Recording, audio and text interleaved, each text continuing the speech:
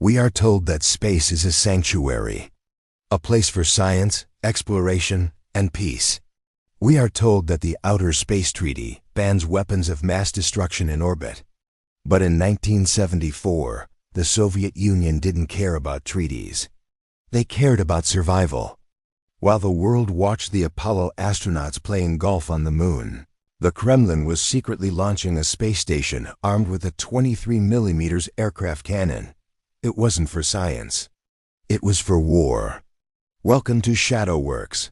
Today we open the file on the Almaz Space Station, the only time in human history that a machine gun has been fired in the vacuum of space. In the 1970s, the Soviets launched a series of space stations called Salyut. Officially, they were civilian research labs. The news showed cosmonauts growing plants and taking photos of the stars, but Salyut was a lie. Behind the scenes, 3 of these stations were actually part of a top-secret military program called Almaz Diamond. These weren't labs. They were spy outposts. Their massive cameras were pointed down at the Pentagon, taking photos so detailed they could count the cars in the parking lot. But the Soviets were paranoid.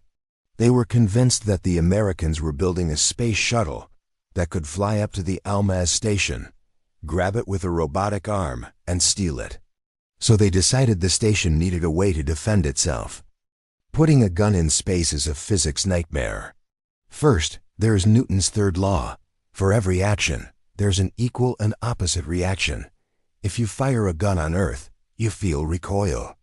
If you fire a gun in zero gravity, the recoil pushes your entire space station backward. Second, how do you aim? The gun the Soviets chose, the R-23M Kartek, was a modified bomber tail gun. It fired 23mm shells at a rate of 950 rounds per minute, but they couldn't build a turret.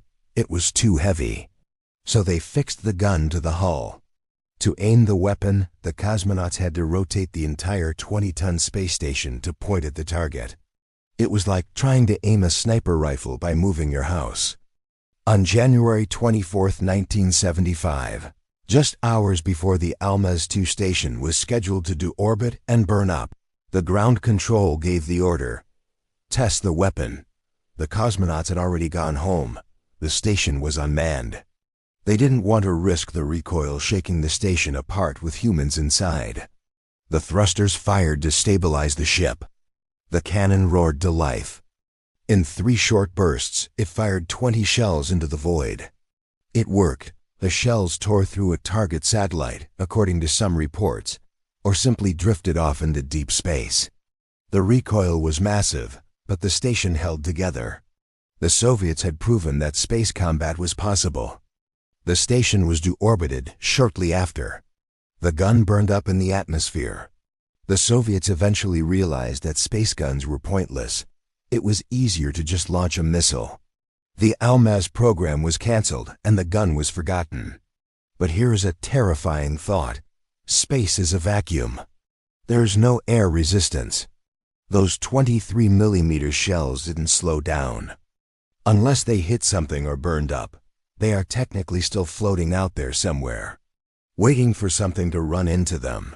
The Soviets copied a lot of American tech. But one time they built a copy that was actually better than the original. Join us next time as we investigate the Soviet space shuttle, the Boran. Click here to open the file on the shuttle that flew only once.